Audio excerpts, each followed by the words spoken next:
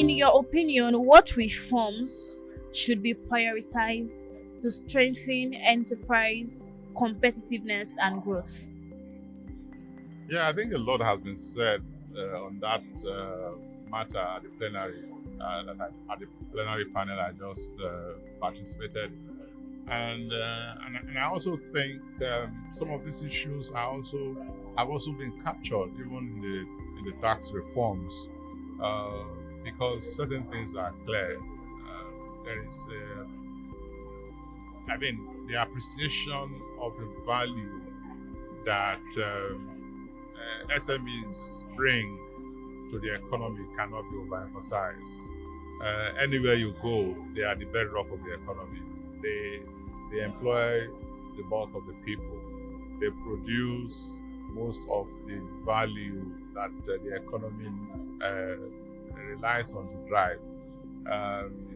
Even the evolution of technology and industry itself is founded on the activities and the operations of small and medium scale Medium enterprises. scale, So absolutely. that's a given.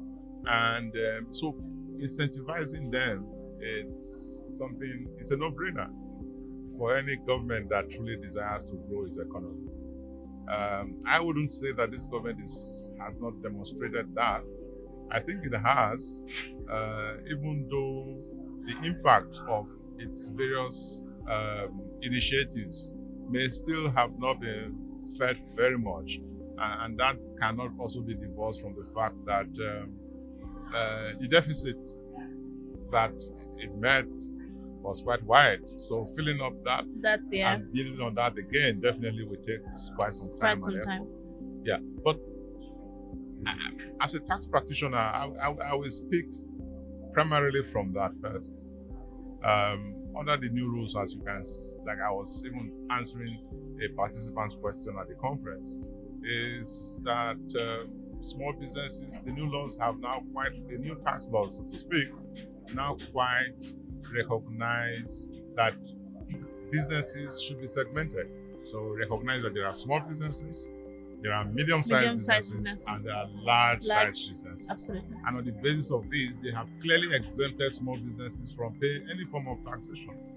You know, in terms of income tax, in terms of even the cost of collecting tax, by exempting them from having to charge VAT and filing those returns, because those are technicalities that can add costs to the operations of the business.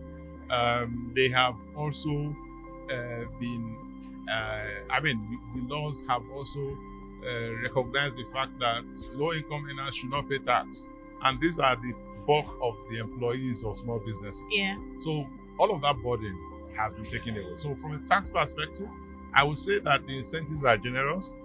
Probably what need to be reviewed from time to time is to look at the thresholds in terms of the basis of classifying what is a small business. Because if you look at the value of 100 million naira, for example, 100 million naira in USD is probably about $70,000 or so, and that's not a lot of money in today's value. So most businesses will quickly achieve that.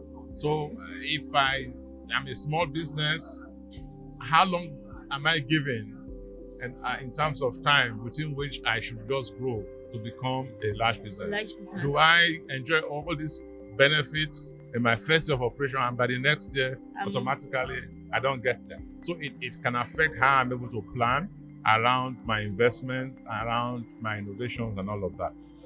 That's one. But you also have the issue of minimum wage earners, like I said, 70,000 naira, really small money.